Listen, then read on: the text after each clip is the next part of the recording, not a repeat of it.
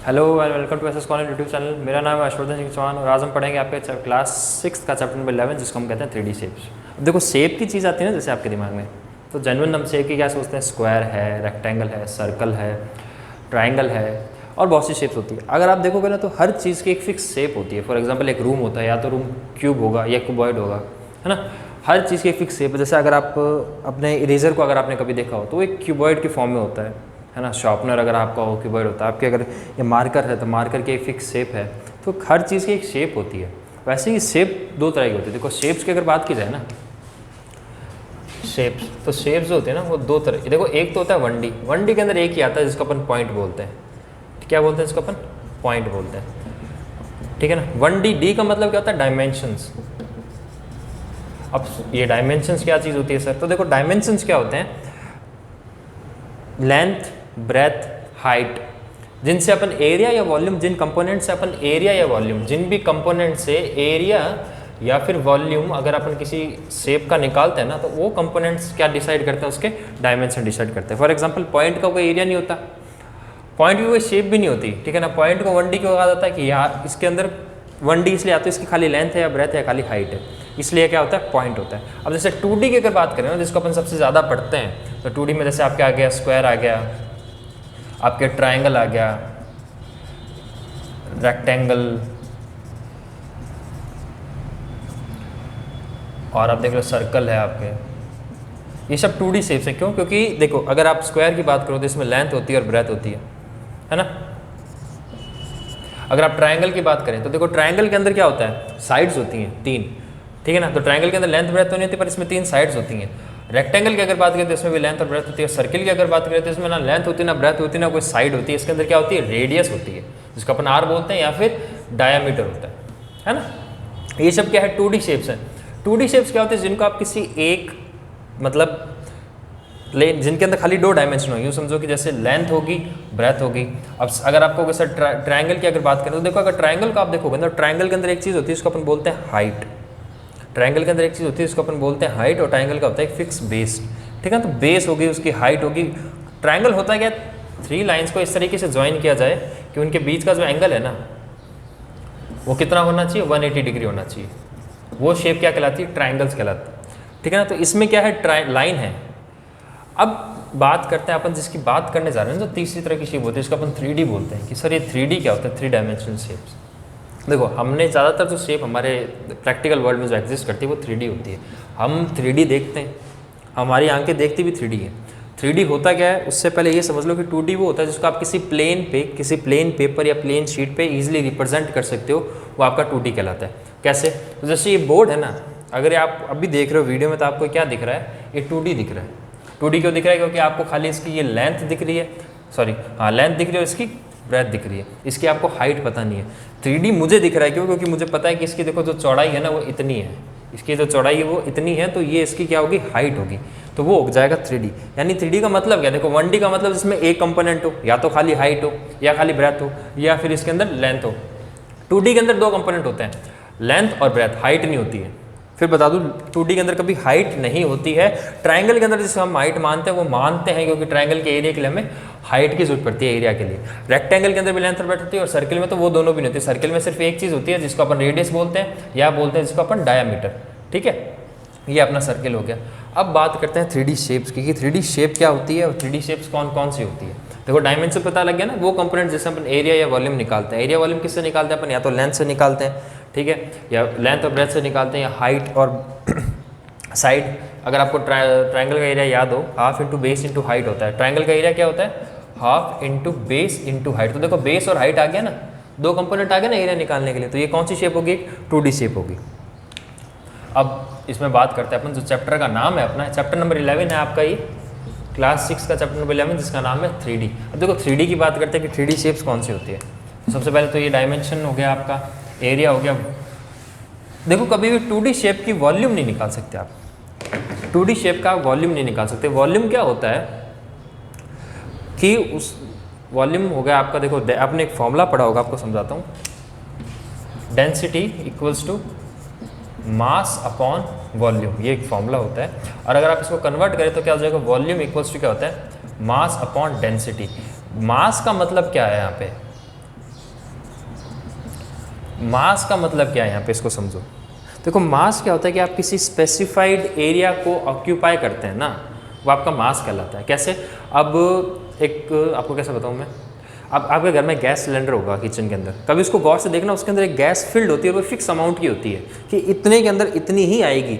Water bottle है आपकी, आप वाटर बॉटल में देखो एक फिक्स अमाउंट होता है, हर बॉटल लिखा होता है भाई ये 1 लीटर की, ये 2 लीटर की, ये 3 लीटर की, उनकी फिक्स शेप होती है, उनका फिक्स वॉल्यूम होता है। वॉल्यूम क्या होता है कि उसके अंदर कितनी क्वांटिटी किसी सब्सटेंस की आ सकती है, वो उसका क्या कहलाता है, वॉल्यूम कहलाता है। जैसे आपके घर की अगर पानी की टंकी है पास, वाटर टैंक है आपके घर का, उसके अंदर एक फिक्स अमाउंट ऑफ वाटर आ सकता है, तो वो उसकी कैपेसिटी है या फिर उसका वॉल्यूम है। तो किसी भी शेप की कैपेसिटी, किसी भी 3D शेप की कैपेसिटी की, उसके अंदर कितना कोई सब्सटेंस आप फिल कर सकते हैं, वो उसका वॉल्यूम कहलाता है। ठीक है, अब यहाँ पे थोड़ा सा 3D शेप्स के बारे में और पढ़ते हैं कि 3D शेप्स होती क्या। देखो 3D शेप्स के अंदर मेनली 3 कंपोनेंट होते हैं। कौन कौन से? मेनली क्यों कि कुछ के अंदर ये आपको ये 3 नहीं मिलेंगे। जैसे सर्किल में आपको लेंथ और ब्रेथ नहीं मिल रहा था, ट्राइंगल में आपको नहीं मिल रहा था, वैसे ही कुछ शेप्स में आपको नहीं मिलेगा, बाकी ज़्यादातर में होगा। जैसे लेंथ, जैसे अपन बोलते हैं लेंथ, इसको अपन L से डिनोट करते हैं, ब्रेथ जिसे अपन B से डिनोट करते हैं, और हाइट जिसे अपन H से डिनोट करते हैं। ये 3 कंपोनेंट होते हैं मेनली 3D शेप्स के अंदर। अब बात करते हैं 3D शेप कौन कौन सी होती है। देखो सबसे पहले सबसे इजी सबसे बेसिक शेप जिसको अपन बात करेंगे वो होता है क्यूबॉइड। सबसे पहले कौन सी है आपकी? क्यूबॉइड। अब क्यूबॉइड क्या होता है सर? आपको रेक्टेंगल पता है? पता है ना आपको रेक्टेंगल की, ये रेक्टेंगल होता है। ऐसे ही एक और रेक्टेंगल बनाओ, आप देखो ये जो शेप होती है ना, इसको अपन क्यूबॉइड बोलते हैं। अब ये क्यूबॉइड की, इसमें आपको देखो क्या है, ये जो है ना, ये यहाँ से ये तो इसकी लेंथ है, ये जो है ना ये यूँ, ये तो इसकी ब्रेथ है यानी इसकी चौड़ाई है। देखो लंबाई, चौड़ाई, और ये क्या है इसकी हाइट यानी इसकी ऊंचाई। अब आपको कैसे समझो, आप कभी अगर आप जहाँ बैठे हो, अगर आप रूम में बैठे हो ना, तो एक कॉर्नर देखना, टॉप मोस्ट कॉर्नर जो है ना आपके रूम का, उसको देखना, वहाँ पे आपको 3 लाइंस मिलती हुई दिखेंगी। ठीक है ना, टॉप मोस्ट कॉर्नर पे। जैसे फॉर एग्जांपल, जैसे ये आपका अगर मान लीजिए रूम की वॉल है, तो रूम की वॉल के अंदर आप देखोगे तो यहाँ से ऐसे आपकी रूम की हाइट भी आ रही होगी। इसको देख लो ना, मान लीजिए आप यहाँ बैठे हैं, अगर आप इस साइड को देखेंगे आपको दिखेगा यहाँ पे ये भी आ रही है, ये भी आ रही है और ये भी आ रही है, यानी इसमें लेंथ भी आ रही है, ब्रेथ भी आ रही है और इसकी हाइट भी आ रही है। तो ये क्या होता है, आपका रूम क्या हो गया, एक 3D शेप है। क्यूबॉइड नहीं है, वो एक 3D शेप है। क्यूबॉइड क्या होता है? क्यूबॉइड वो शेप होती है जिसके अंदर क्या होते हैं, 12 एजेस होते हैं और 8 वर्टिसेस होते हैं। अब वर्टिसेस क्या होते हैं, ये देखो, ये एक वर्टिसेस, ये दूसरा वर्टिसेस। वर्टिसेस यानी 2 लाइन का ये होता है ना, ये ऐसी जो भी शेप होती है उसको वर्टिसेस बोलते हैं। अब इसमें 8 वर्टिसेस है। कितने हैं? 8 वर्टिसेस। अब ये होते क्या हैं सर 8 वर्टिसेस? देखो सबसे पहले ये देखो, ये एक वर्टिसेस हो गया ना, जहाँ पे 2 लाइन मीट कर, जहाँ पे 2 लाइन मिल रही है ना, वो आपका क्या कहलाएगा, 8 वर्टिसेस कहलाएगा ना। एक तो देखो एक, ठीक है, ये दूसरा, ये तीसरा, ये चौथा, ऐसे ही नीचे भी है देखो, 1 2 3 4। तो कितने होते हैं इसमें? 8 वर्टिसेस होते हैं और 12 होती है इसके अंदर एजेस। 12 एज कैसे होगी? एज मतलब क्या होता है? कोने। 1 2 3 4 5 6 7 8। फिर उस साइड अगर आप देखोगे तो 11 12 13 14। तो इसमें कितने होते हैं? टोटल 12 होते हैं, सॉरी कितने होते हैं? 12 एजेस होते हैं इसके अंदर। ठीक है, और इसमें फेसेस कितने होते हैं? फेसेस का मतलब क्या होता है, इसके कितने साइड्स हैं? देखो एक, ये देखो आपको ये दिख रही होगी एक ये साइड, ठीक है, दूसरी साइड देखो ये दिख रही होगी, ये दूसरी साइड आपको इसकी, ऐसी ये 3rd साइड होगी पीछे वाली, ऐसी ये 4th साइड होगी, ये तो 4 होगी। अब देखो एक ये टॉप मोस्ट 5th और एक नीचे वाली, ये क्या होगी आपकी 6th। तो इसमें कितनी साइड्स हैं आपके? 6 साइड्स हैं आपके। तो ये जो शेप होती है वो आपके क्या कहलाती है? क्यूबॉइड। अब इसके अंदर एक चीज़ समझो, क्यूबॉइड के अंदर होता क्या है, इसकी हाइट फिक्स है। हर लाइन जो है अपने साथ में एक 90 डिग्री का एंगल बना रही है। सबका एंगल कितना होता है? 90 डिग्री होता है, ठीक है ना। ये इसके लिए 90 डिग्री है, ये इसके लिए 90 डिग्री है, इसके लिए 90 डिग्री है। ब्रेथ, आमने सामने वाली जो साइड्स है ना, मतलब अपोजिट साइड्स होती है वो इक्वल होती है। अगर ये इतनी है तो ये भी इतनी होगी, ये इतनी है तो ये भी इतनी होगी, ये इतनी है तो ये भी इतनी होगी, यानी अपोजिट साइड्स इक्वल होती हैं। सारी साइड्स का एंगल 90 डिग्री होता है, ठीक है। टोटल 6 फेसेस होते हैं, 8 वर्टिसेस होते हैं, 12 एजेस होती हैं। उस शेप को अपन क्या बोलते हैं? क्यूबॉइड बोलते हैं, जो ऐसा दिखता है। देखो अगली शेप पे चलते हैं। कुछ नहीं इस चैप्टर के अंदर, पता है, खाली आपको शेप समझानी है मेरे को, बाकी चैप्टर में कुछ ऐसा खास है नहीं। हाँ, आगे ये शेप इंपॉर्टेंट है क्योंकि जब आगे आपके मेंस्ट्रुएशन आएगा तो उसमें शेप्स बहुत यूजफुल होती है। अगली शेप है, जैसे आप देखो रेक्टेंगल होता है, वैसे एक और चीज़ होती है इसको अपन स्क्वायर बोलते हैं। तो वैसे क्यूबॉइड्स होता है ना, उसके जैसे एक और चीज़ होती है जिसको अपन बोलते हैं क्यूब। ये कैसे होता है? स्क्वायर पता है ना आपको? स्क्वायर क्या होता है भाई? जिसकी 4 साइड्स हो, 4 साइड इक्वल हो, जिसके डायगोनल इक्वल इंटरसेक्ट करते हैं, जिसके डायगोनल इंटरसेक्ट करते हैं 90 डिग्री एंगल पे, जिसकी सारी साइड्स 90 डिग्री एंगल बनाती है, वो आपका स्क्वायर होता है। तो वैसे ही क्यूब क्या होता है? क्यूब ये होता है। देखो आपने 2 स्क्वायर बनाए, थोड़ी सी सर की ड्राइंग खराब है पर चलेगा, देखो ठीक है ना, ऐसी शेप होती है, इसको अपन क्यूब बोलते हैं। अब क्यूब का क्या है? सबसे पहले तो क्यूब की सारी साइड्स इक्वल होती है। इसमें लेंथ ले लो, लेंथ बराबर, अगर मैं इसमें लेंथ इक्वल्स टू ए मानूँ तो वो ब्रेथ भी उसके इक्वल होगी ए के, और हाइट भी इक्वल होती है ए के। यानी इसकी सारी चीज़ें, चाहे इसकी लेंथ हो, चाहे ब्रेथ हो, चाहे हाइट हो, वो तीनों इक्वल होती हैं। तीनों ही इक्वल होती है, वो क्या कहलाती है? शेप क्यूबॉइड कहलाती है। अब एक और चीज़, इसके अंदर भी देखो आप कितने वर्टिसेस हैं, इसमें भी देखो 8 वर्टिसेस मिलेंगे आपको, 1 2 3 4 5 6 7 8। इसमें भी आपको फेसेस जितने मिलेंगे वो भी 8 मिलेंगे। एक ही हो गया, एक ये फेस, एक ये फेस, एक ये फेस, एक ये ऊपर वाला फेस और एक ये नीचे वाला फेस। तो इसमें भी 6 फेसेस होते हैं आपके, वही इसमें 12 एजेस होंगी और 8 वर्टिसेस होंगे। इसमें और क्यूबॉइड में डिफरेंस क्या होता है? क्यूब में और क्यूबॉइड में डिफरेंस क्या होता है वो देखो। क्यूब और क्यूबॉइड में एक बेसिक डिफरेंस है, और वो क्या है कि क्यूबॉइड की ना तो लेंथ इक्वल होती है ब्रेथ के, ना हाइट, ये तीनों आपस में अलग अलग होती है। किसके अंदर? क्यूबॉइड के अंदर। पर क्यूब के अंदर ये तीनों इक्वल होती हैं। क्यूब के अंदर जो लेंथ है उतनी ही ब्रेथ होगी, उतनी ही हाइट होगी। क्यूबॉइड में ऐसा नहीं होता, इसलिए दोनों डिफरेंट है। बाकी फेसेस भी सेम होते हैं, एजेस भी सेम होते हैं, और वर्टिसेस भी इसमें तीनों में सेम होते हैं। अब देखो एक और शेप चलते हैं जो कि बहुत कॉमन शेप है, बहुत अच्छी शेप है, उस पर क्वेश्चंस बहुत अच्छे बनते हैं। हालांकि आपके हैं नहीं, अभी मेंस्ट्रुएशन के अंदर आएंगे, शायद हुआ तो आपके करवा दूंगा, और नहीं तो फिर 7th क्लास में तो है ही। देखो इसको बोलते हैं, एक ऐसी शेप होती है, एक कैन आता है कोल्ड ड्रिंक का, अगर आपने कभी गौर किया हो ना, कैन आता है ना, ऐसी शेप होती है। इसको अपन क्या बोलते हैं? सिलेंडर। क्या बोलते हैं इसको? सिलेंडर। CYLIDER cylinder. अब देखो इसके अंदर क्या होता है, किसी भी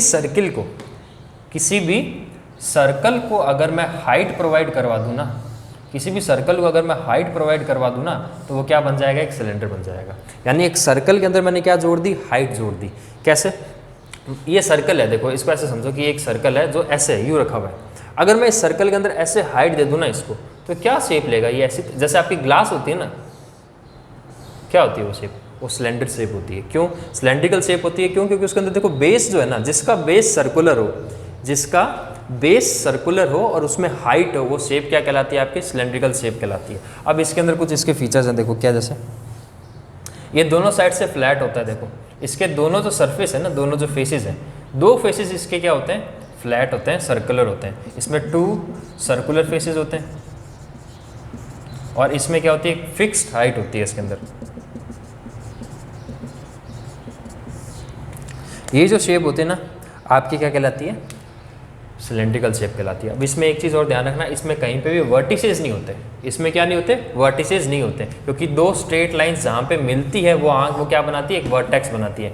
जहाँ पे 2 स्ट्रेट लाइंस मिलती हैं वहाँ पे वो वर्टेक्स बनाती हैं। पर क्योंकि यहाँ पे कोई भी स्ट्रेट लाइन नहीं मिल रही, देखो ये यहाँ पे अगर स्ट्रेट लाइन है तो यहाँ पे एक सर्कुलर लाइन है ना, स्ट्रेट नहीं है, इसलिए इसमें कोई भी वर्टिसेस, कोई भी वर्टेक्स नहीं होता इसके अंदर। ये तो वह आपके सिलेंडर, और ये ऐसा होता है देखो, ठीक है। अब बात करते हैं स्फीयर की। स्फीयर क्या होता है? ये तो देखो ये हुआ कि अपन ने सर्कल को एक हाइट प्रोवाइड करवा दी।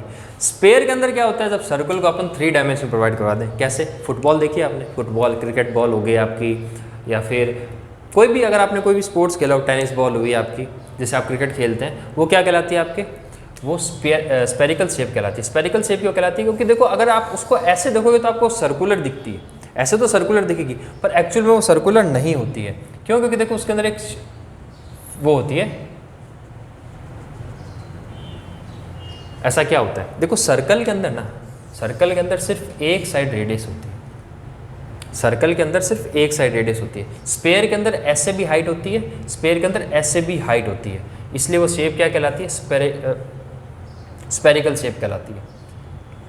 अब देखो मैं आपको बोर्ड पे स्पेयर बना के बता नहीं सकता और मेरे पास ऐसी कोई चीज़ है नहीं यहाँ पे जिसको मैं बता सकूँ कि ये स्पेयर है, ठीक है। तो आप इसको समझने की कोशिश करोगे, जो क्रिकेट बॉल की शेप होती है ना वो स्पेरिकल शेप होती है।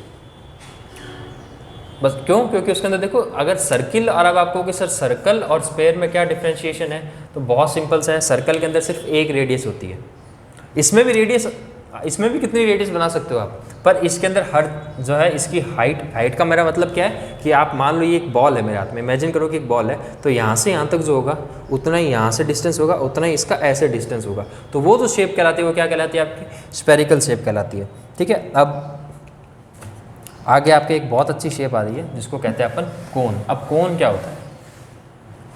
क्या आती है? कोन। आपने आइसक्रीम खाई होगी ना, उसका एक कोन आया करता है, ऐसी शेप होती है जिसकी, ये जो शेप होती है ना इसको अपन कोन कहते हैं। क्या कहते हैं इसको? कोन। देखो ऐसे होती है, ये इस तरीके से होती है, ऐसी एक शेप होती है, इसको अपन क्या बोलते हैं? कोन बोलते हैं। अब देखो इसके अंदर क्या होता है, ये एक्चुअल में जब किसी अपन ने एक सिलेंड्रिकल शेप पढ़ी थी ना, याद हो आपको? अभी अभी पढ़ी अपन ने सिलेंड्रिकल शेप। सिलेंड्रिकल शेप के अंदर क्या होता है? ऐसे होता है वो, देखो है ना। अगर मैं सिलेंड्रिकल शेप को यूं कट कर दूं, किसी इसके सेंटर से यूं कट कर दूं ना, अगर मैंने इसको ऐसे कट कर दिया और इसको मैं हटा दूं, तो देखो क्या बन गया, ये एक कोन बन गया। हालांकि थोड़ा रफ बना है, पर ये क्या बन जाएगा? एक कोन बन जाएगा। तो बस ये देखो ये होता है कोन। कोन के अंदर एक वर्टेक्स होती है, ये कोन बन गया ना। देखो यहाँ पे एक वर्टेक्स है, वर्टेक्स पे क्योंकि ये एक स्ट्रेट लाइन है, ये एक स्ट्रेट लाइन है जो यहाँ के मिल रही है, तो इसमें एक तो वर्टेक्स होगी, ठीक है। इसके अलावा देखो नीचे इसका सर्कुलर बेस होता है, प्लस ये जो हाइट होती है ना इसकी, जो ऐसी हाइट है, ये इसको बोला जाता है स्लैंट हाइट, और ये जो हाइट होती है इसको क्या बोला जाता है? हाइट, ठीक है। तो अगर अपन कोन की बात करें ना, तो कोन कैसी शेप होती है? जिसका एक सर्कुलर बेस होता है, इसमें क्या होगा? एक सर्कुलर बेस और एक वर्टेक्स होता है इसके अंदर, ठीक है ना। क्या होता है इसके अंदर? वर्टेक्स होता है बस। और इसका जो सरफेस है ना, ये देखो ये सरफेस कैसा है? ऐसा राउंड फॉर्म में इसका सरफेस है ना, सर्कुलर सरफेस है इसका, ठीक है। ये आप यूँ समझो कि सिलेंडर को अगर मैंने अभी आपको बताया कि अगर मैं कट कर दूँ तो जो शेप मिलती है मुझे क्या मिलेगी? वो एक कोन की शेप मिलेगी। इसके अंदर ये जो चीज़ है ना जो मैं आपको बता रहा था, इसको बोलते हैं इसकी स्लैंट हाइट, ये होगी इसकी हाइट। देखो सर्कुलर बेस है तो कहीं ना कहीं इसमें रेडियस भी होगी ना, कहीं ना कहीं इसमें रेडियस, क्योंकि देखो सर्कल, जहाँ पे सर्कल है वहाँ पे रेडियस होगी ही होगी, ठीक है। तो ये हो गया आपका कोन, ऐसी शेप होती है इसकी। एक दो शेप और है, एक है प्रिज्म। प्रिज्म क्या होता है? अब देखो प्रिज्म की बात करते हैं,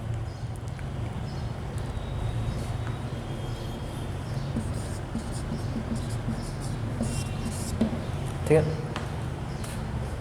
अब देखो आपने क्यूब पढ़ा था, क्यूबॉइड पढ़ा था, उसमें ये तीनों चीज़ें थी। सिलेंडर के अंदर नहीं, पर सिलेंडर के अंदर हाइट थी, कोन के अंदर भी हाइट थी, पर उसमें रेडियस आ गई। यानी ज़रूरी नहीं है कि ये हो, ये तीनों हो। 3D शेप के अंदर 3 कंपोनेंट होना ज़रूरी है। अब देखो जैसे आपने वो पढ़ा, उसमें भी 3 थे, सिलेंडर के अंदर भी 3 थे ना, नीचे एक रेडियस थी, ऊपर भी एक रेडियस थी, और एक उसकी फिक्स हाइट थी। कोन के अंदर भी ऐसा ही था, एक देखो स्लैंट हाइट थी, उसकी हाइट थी, उसका सर्कुलर बेस था। तो प्रिज्म में भी क्या होता है कि जैसे मान लो अगर मैं 2 ट्राइंगल है,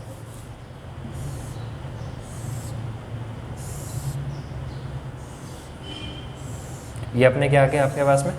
2 ट्राइंगल आ गए, मैंने इसको ऐसे मिलाया, इसको मैंने ऐसे मिलाया, और ये मैंने ऐसे मिलाया।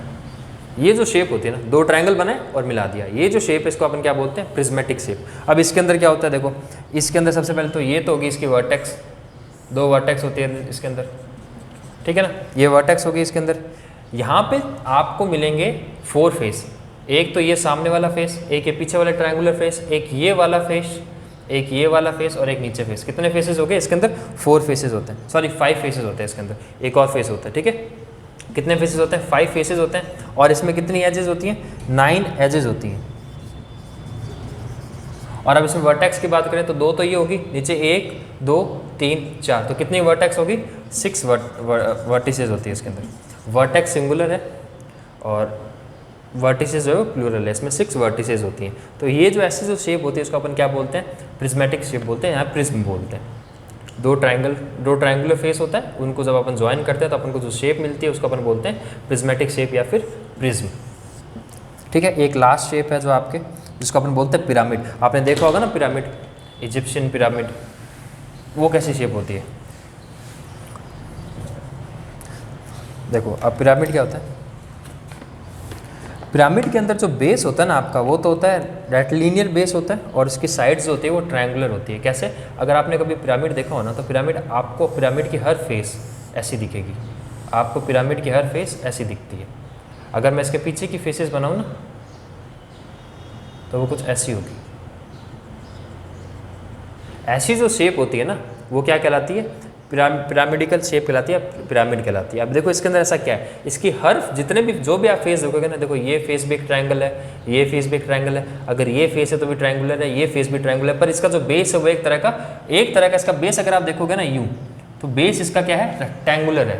ठीक है ना, तो किसी रेक्टेंगुलर बेस के ऊपर, किसी भी रेक्टेंगुलर बेस के ऊपर अगर मैं ट्रायंगुलर फेसेस खड़े कर दूँ, अगर मैं ट्रायंगुलर फेसेस खड़े कर दूँ, तो मुझे जो शेप मिलेगी वो क्या कहलाएगी, प्रिज्म कहलाएगी। ये हो गया आपका, सॉरी पिरामिड कहलाएगी। क्या कहलाएगी, पिरामिड। अब पिरामिड की अगर बात करें तो उसमें कितने फेसेस होते हैं, 1 2 3 4 5 फेसेस होते हैं इसके अंदर। ठीक है ना, सॉरी 4 फेसेस होते हैं, 1 2 3, 3 फेस हो गए ना, ये देखो एक ये फेस, एक ये फेस, एक ये फेस, 3 फेसेस, और नीचे वाला एक फेस, 4 फेसेस।